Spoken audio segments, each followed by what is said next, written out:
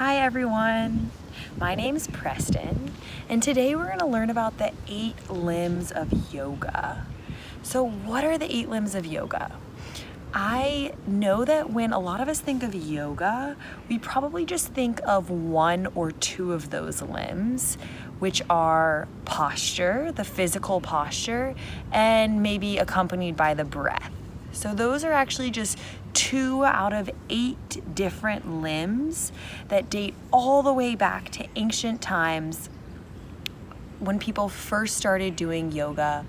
And in India, they actually see yoga as a way of life that is more than just the physical practice on the mat. And so we're going to be talking about those 8 limbs and how you can use these limbs and learn more about them to incorporate these limbs into your life to live a more mindful, a more centered, a more harmonious life. So before we talk about the 8 limbs, I want to introduce to you one of my favorite books called The 4 Agreements. It's The 4 Agreements by Don Miguel Ruiz, and it is such an incredible book about 4 different simple agreements that you can make with yourself to, just like the 8 limbs of yoga, live a more centered and more mindful life. And the 4 agreements that it talks about in the book are: be impeccable with your word. So always stay true to yourself, and don't take things personally. So recognize when other people are inflicting harm, that might be their pain that they're reflecting on you. And then don't make assumptions. So that goes without saying. Don't assume that you know what someone else is thinking, or that assume that they know what you are thinking. And then 4th is to always do your best. So I'm going to read a little passage here from this book that relates to our lesson today. So this is from the section on always do your best, the 4th agreement. If you do your best always, over and over again, you will become a master of transformation. Practice makes the master. By doing your best, you become a master. Everything you have learned, you learned through repetition. You learn to write, to drive, and even to walk by repetition. You are a master of speaking your language because you practiced. Action is what makes the difference.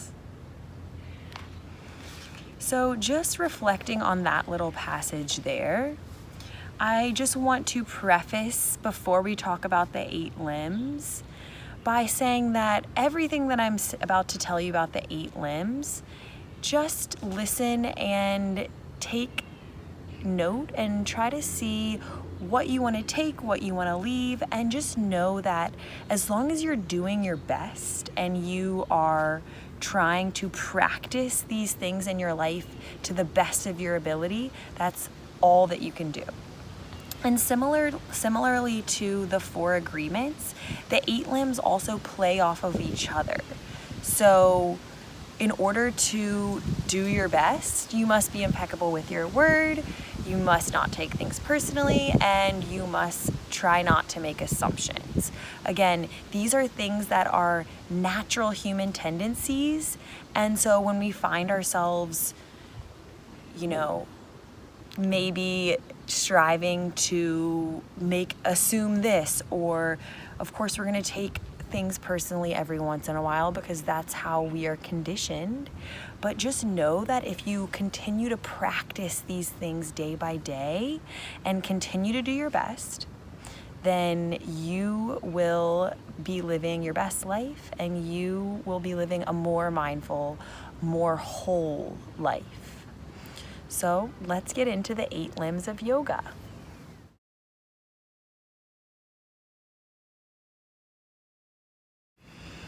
All right, so for each limb that I explain, I'm also going to demonstrate one yoga pose that I chose that I think goes with that limb. So the first limb of yoga is called the yamas. So I'm going to describe each limb in Sanskrit and then explain what it means in English. So yamas means restraint. And the restraints that it talks about are non-harming, truth-telling, non-stealing, non-attachment, and moderation. So again, some of these things that we're talking about here are basic human tendencies, and if we can just go through our lives doing our best to not practice these things, then that's all that we can do. And just like I read in that passage, practice is really your best friend when talking about these 8 limbs. So the more that you can practice these philosophies and the more that you can incorporate them into your lives, the more you will notice them making a difference. Similarly to practicing an instrument, the more you practice an instrument, the better you'll be. The more you practice a sport, the better you'll be at that sport. And so if we can go through each of these yamas, each of these restraints, and just really question how we can do better to avoid stealing, lying, attaching ourselves to things, even if it's a person or a material object, then we will live our life in moderation, which is the last restraint. So trying to avoid excess and luxury and wanting the next thing. So these are the restraints. And the pose that goes with the first limb of yamas is Tadasana. So I'll show you that now. All right, so our first pose is Tadasana. We're standing hip-width distance apart, feeling our feet rooted down into the earth, slight bend in the knees. Feel your hips relax as you feel a slight tuck of the tailbone. Take a breath in and feel your ribs lift up and off of your lower belly. Allow your shoulders to slide down your back. Palms turn to face each other, fingers extended up to the sky. Soften all the muscles in your face and just take a couple breaths here. And this is the foundation of our physical poses, and it's called Tadasana or mountain pose. So just like the restraints, it's the foundation of the 8 limbs, foundation of our physical practice. Tadasana. Inhale, reach higher through your fingers. Exhale, soften your knees, root your feet down into the earth.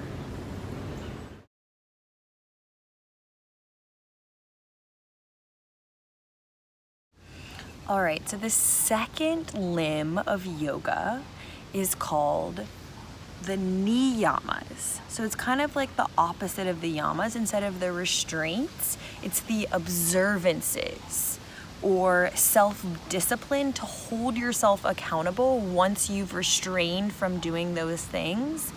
It is what comes next, which is cleanliness, contentment, your zeal or your zest or your passion for life, the heat that you feel when you're doing something that you love. Self-study, so how well you know yourself and are listening to your truth and what matters to you. And then surrender is the last one of these. So kind of just understanding that there is a bigger force out there that is bigger than all of us, and that life is not necessarily always under our control. So the pose that I have decided that represents the niyamas, the self-discipline aspect of the 8 limbs, is plank pose. So let's try plank. So plank is the pose that I chose to represent niyama, or observances, self-discipline. So this is a really challenging pose, and one that we probably don't like to stay in for long periods of time. So if you can really focus your concentration on the breath, spread your fingers wide, extend through the crown of your head as your heels press back, hug everything into center. This pose really allows you to center your body, to ground down through your hands and feet, but also extend up through your back body. You might even feel a little bit of shaking if you stay here for a while. Take a breath in, exhale, breath out.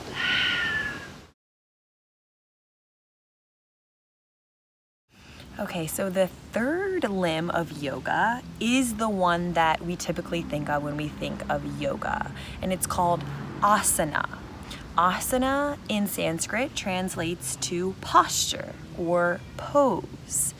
And so this is the physical aspect of yoga. And it's really important to note that the physical aspect, the physical practice of yoga, and the movement and the vinyasa practice and the practice that we do with our bodies is just one of the 8 limbs. So when we think of asana, it can be anything from tadasana. So you notice when we say tadasana is the first pose we did, the standing mountain pose. Each pose in Sanskrit has asana on the end. So it's like Tadasana is mountain pose. And then Virabhadrasana 2 is warrior 2, which directly translates to strong warrior pose. And so asana is the physical pose and the movement that we do with our bodies. So back to that talk of practice. I think practice is the most clear when we're talking about asana, because the more that you practice a pose in your body, the more you see results and the stronger you get. So think about that saying, like, your body is a temple. So the more that you practice building strength and practice moving through these postures, the easier they might get. And the more strength your body will accumulate, so that when hard things do come your way, you are able to stand up in the face of these challenges and move past them. So Virabhadrasana, or warrior 2, is the pose that I will demonstrate for asana.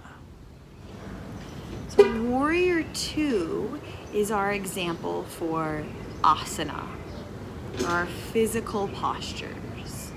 So once we've found the foundation of the yamas, of the restraints, and we've started to build some discipline through our plank, our bodies are ready to fight, which is the warrior stance. We're ready to fight whatever challenges may come our way, and we are feeling strong, feeling mentally and physically strong. So our feet are in one line here. We're bending into that front knee, gazing out over our front fingertips. Find that fierce warrior gaze. Take a big breath in, and then as you exhale, sink deeper into the pose. And then let's try warrior on the other side.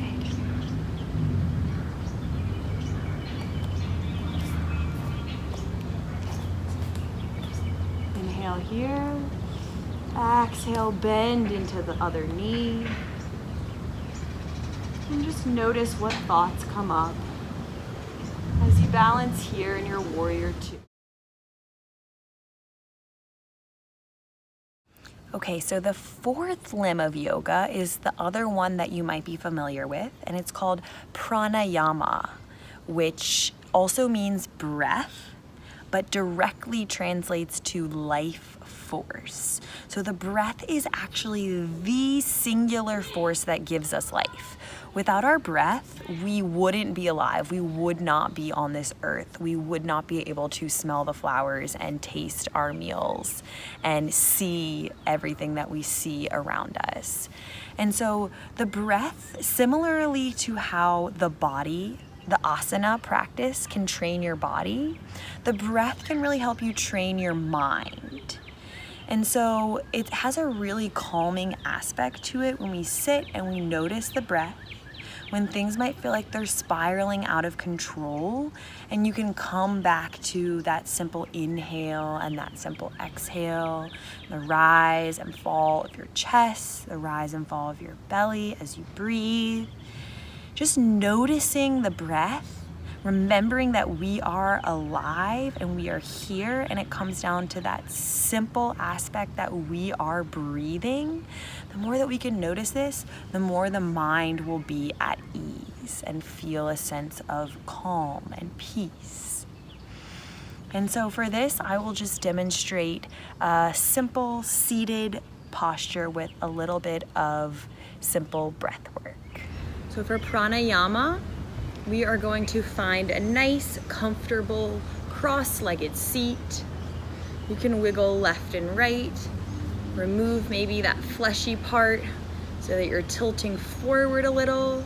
Bring your hands to your knees and just take a big breath in. Shrug your shoulders up to your ears. Exhale, release them down your back. Sit up nice and tall.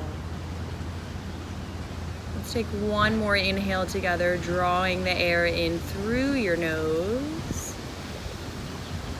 Exhale, sigh out your mouth.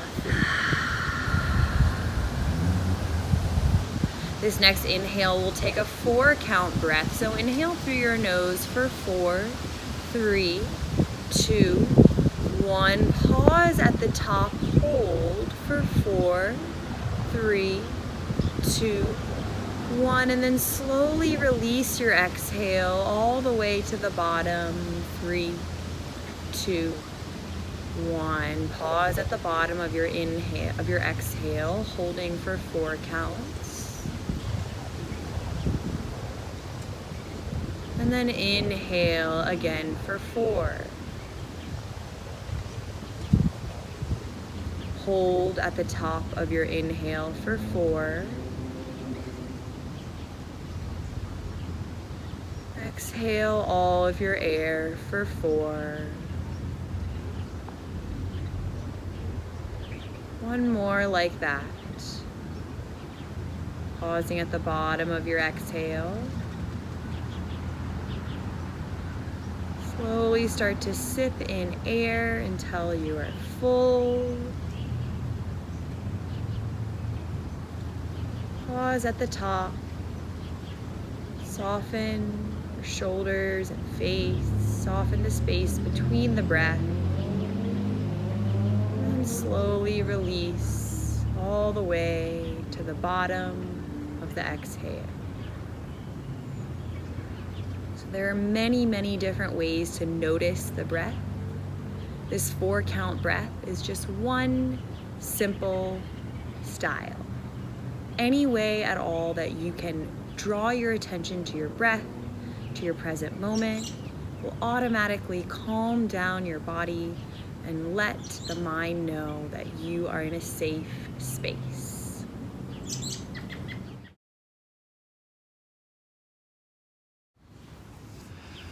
All right, so the 5th limb of yoga is called pratyahara, which directly translates to withdrawal of the senses, or in other words, tuning inward.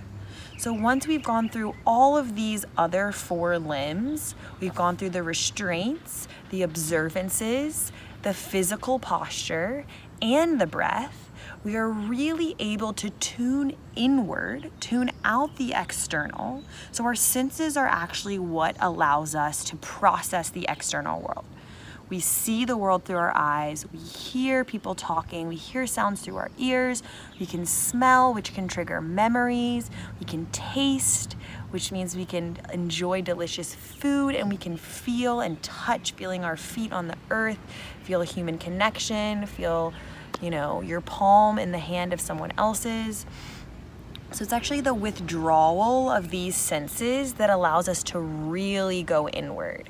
In some poses in yoga, such as child's pose, which I will demonstrate for you to represent pratyahara, some poses really help us tune inward more than others. For example, forward folding, or anything where you feel comfortable closing your eyes or letting your head hang heavy, and just really reversing that flow. So any type of inversion or a posture where, sometimes we even grip our hands behind our head and then squeeze the palms together. And right there, you're already just removing that sense of hearing and drawing inward so you can start to hear what's going on, because we all have this dialogue in our head. We have thoughts that come and go, and we have, problems that the brain wants to solve all the time. And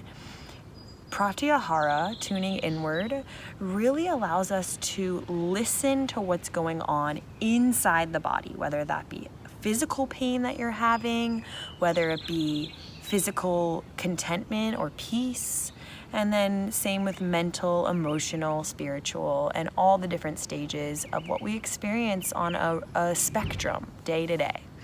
So pratyahara helps us to tap into that inner awareness. And now I'll demonstrate child's pose and how that can relate to pratyahara.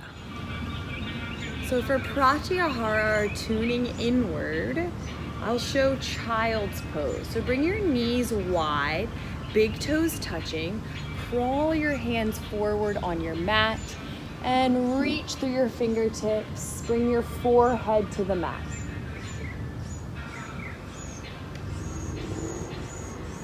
So by touching your forehead to the mat, you're automatically connecting with the earth, turning your attention from the external world down into your internal world.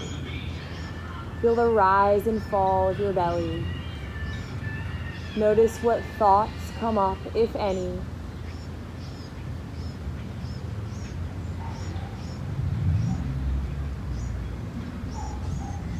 Notice any sights or shapes or colors flashing across your eyes.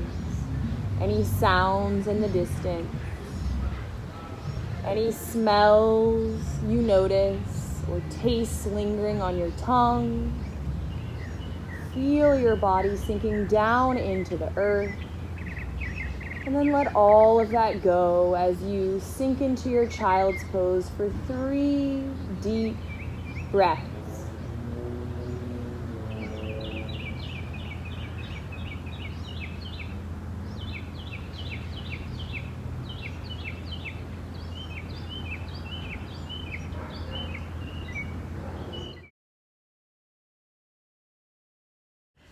Okay, so the 6th limb of yoga is called dharana.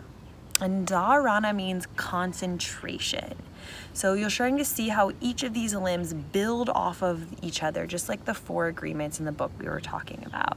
And so once you have mastered all of these limbs prior, you're really in a state where you can concentrate. You can concentrate on the breath. You can concentrate on the physical posture in the present moment that you are in. You can concentrate on the thoughts that are flowing in and out of your body. And you can concentrate enough to maybe even balance or attempt a little bit more challenging poses. And this also, of course, just like all the other 8 limbs, translates to off the mat as well. Concentration in your schoolwork, concentration in practicing an instrument or a sport like we were talking about before. The more that you can concentrate and focus on something, the more you will be able to fine-tune your skill for that thing. So just because we're talking about yoga, for example, a balancing posture, will really help you to build that concentration. And I will show you tree pose as an example of dharana, concentration, the 6th limb of yoga. All right, so for our next pose, I will demonstrate tree pose as an example of dharana, or concentration. So we'll start back in our Tadasana, but this time lift your right leg with you. Flex through the right toes and just notice what it feels like to balance on one foot. Maybe find something to gaze at that's not moving. So this single point of focus will really help your concentration.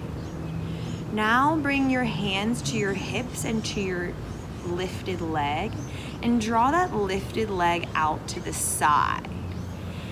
Maybe grab a hold of your foot or your ankle if you can, and you can bring this foot to touch the inside of your leg. If you can't quite balance here, you can also bring the foot toward your shin or just kickstand it on the ground. So wherever you are, that knee is opening toward the side. We're balancing on one leg. Bring your hands wherever they feel natural. Try to take 5 really deep, long, full breaths here. Keep gazing at that non-moving point and use that as your focus point. This is called drishti, your gaze.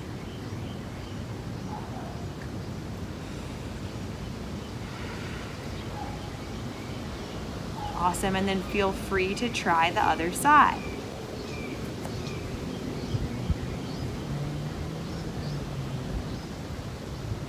Again, find that drishti, find that gaze. Stand up nice and tall.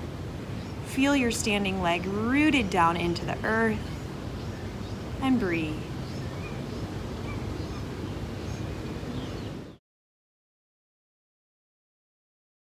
All right, we're getting toward the end. So the 7th limb of yoga is called dhyana.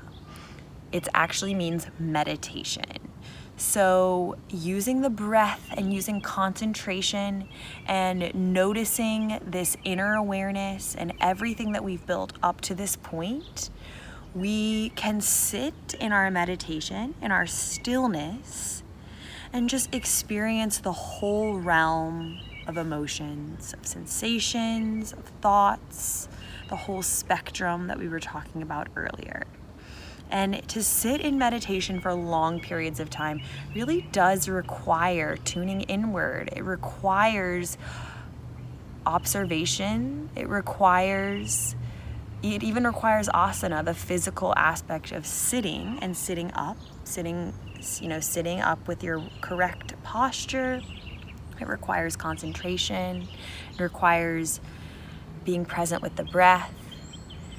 And again, just like all the other 8 limbs, the best that we can do is to try our best. And so even just by sitting in a still position for 5 minutes or less and noticing the inhale and the exhale, you are engaging in mindfulness, you are engaging in meditation, even if the mind wants to wander, which it will. Even if you get fidgety and you want to move, allow yourself to move and then drop back down into your stillness. So I'll guide us through a short meditation in Shavasana, which is resting pose or corpse pose, as it directly translates to, that we typically take at the end of a yoga practice. All right, so for our meditation for dhyana, I will demonstrate Shavasana, also known as resting pose or corpse pose. So come down onto your mat or towel or the ground, lay all the way down onto your back. Bring your palms to face up. Let your feet fall open wide. Just sink into your full relaxation here. Noticing the way your belly rises and falls. Noticing any thoughts that arise. Maybe even engaging in a slight body scan. Starting at the crown of your head. Relax all the muscles in your face.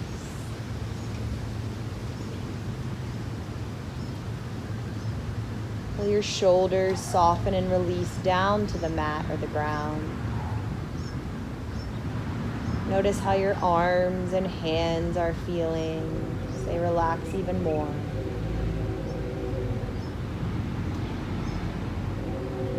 Feel your hip points on the mat or the earth. Notice your thighs, your knees, your shins, and your ankles as they fall open away from each other, all the way down to your feet, all 10 of your toes. And just take 10 silent, steady breaths here in your Shavasana meditation.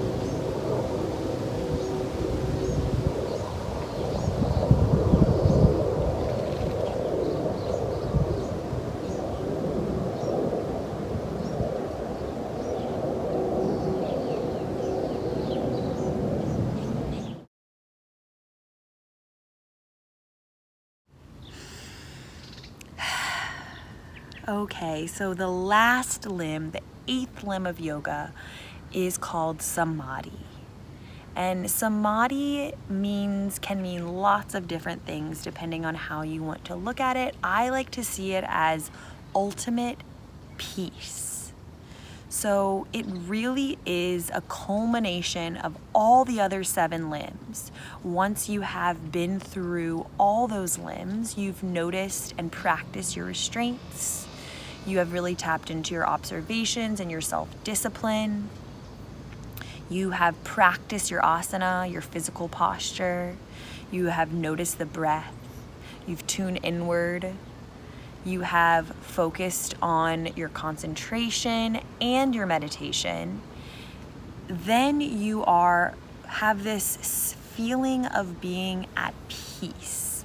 So if you've ever taken a yoga class or done anything that makes you feel like you're on top of the world, then you know what I'm talking about. That ultimate stillness, the silence that exists after you've done all the work, that feeling of being one with everything. I also experience this when I'm hiking or skiing or out in nature a lot of the time. So samadhi is also known as enlightenment. It's the culmination of this whole practice. All the 7 limbs come together to form samadhi. So I'm just going to lead you through a quick sun salutation, adding in each of the postures that we have just practiced, and then we'll sit for a moment and notice the stillness and the silence, and you might have a little glimpse of samadhi. All right, so now I'm going to go through all the poses that we talked about, putting them together into a little flow to demonstrate samadhi, that feeling of peace that you might experience after we're finished moving. We'll sit in silence for about 1 minute and just notice what comes up. Notice the quality of your breath, the quality of your thoughts, and let's do it. So we'll start in Tadasana at the top of our mat. That first pose, do you remember what it was? Feet hips width distance, mountain pose. Reach the arms up to the sky. Inhale, reach up through your fingertips, and then exhale, gently fold forward, softening your knees. Relax your head when you're there. Inhale, halfway lift, find a flat back. Exhale, step back to our second pose, plank pose. Find that discipline, that heat, that tapas. And then shift your weight forward, come all the way down to your belly. Inhale, 1 cobra pose, lift lightly off the earth. Exhale, release. Inhale, back to your tabletop or high plank. Exhale, downward facing dog, hips come high. Step your right foot forward to the top of your mat. And then swivel your back foot down. Rise up to our third pose, Warrior Two. Bend into the front knee. Find some strength here, some resilience. Good. Cartwheel the hands down. Step back, plank pose to downward dog. This time, step the left foot forward. Right foot swivels down. Rise up, Warrior Two on the other side. Notice if this side feels different than the first. And just find a steady breath here. From here, hands come down to the mat. Step back, plank pose. Then lower all the way down, coming onto your knees. Hands to the knees. This is a demonstration of our fourth pose. Breath can also be done here or in any pose, but this is hero's pose on the knees. Let's take 3 of those 4 count breaths. Inhale through your nose for 4, 3, 2, 1. Pause at the top, hold, and exhale for 4, 3, 2, 1. Pause at the bottom of your exhale. Hold there, soften where you can. And then inhale again for 4. Hold at the top for 4. And exhale for 4. Hold at the bottom of the exhale. And then take one more breath like that on your own. Deepening the breath. Allowing you to turn inward. For our next pose, removal of the senses, representation through child's pose. Blink your eyes open. Bring your knees apart from each other, big toes touching. Crawl yourself forward and find 3 big breaths here in child's pose. Notice what information your 5 senses are taking in and what thoughts are running through your head.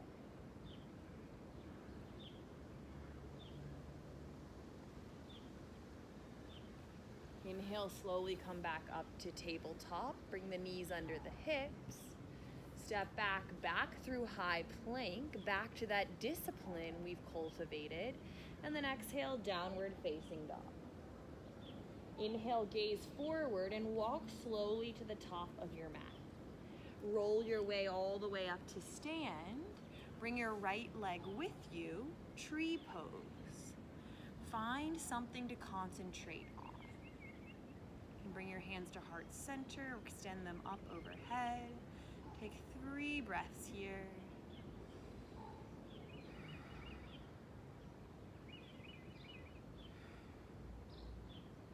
Good, and then release back through one leg Tadasana. Exhale, right leg to the mat. Inhale, left leg lifts. Use your hand to guide the foot open to the left. Tree pose on the other side. Maybe take a different extension with your arms as you did on the other side. Full breaths in, full breaths out. Excellent work. Now let's just pause here. This is also called Samastitihi. It's kind of like our corpse pose or Shavasana, standing up. Bring one hand to the heart, bring the other hand on top of that hand. Feel the heart beat under your palms. Noticing how alive you are. Acknowledging any other living beings around you. Acknowledging your body and your practice. Taking a moment of gratitude for your ability to walk on this earth, experience this life. And maybe think of a time where you felt complete inner peace.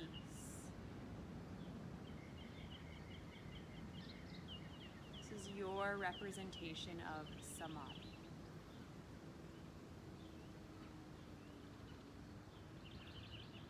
Let's take one final inhale together. Fill up with this joy, this peace, this feeling of surrender. And then exhale, let that go. Release your hands by your sides. Thanks everyone so much. I hope you enjoyed this 8 limbs lesson and have a great rest of your day. See you next time.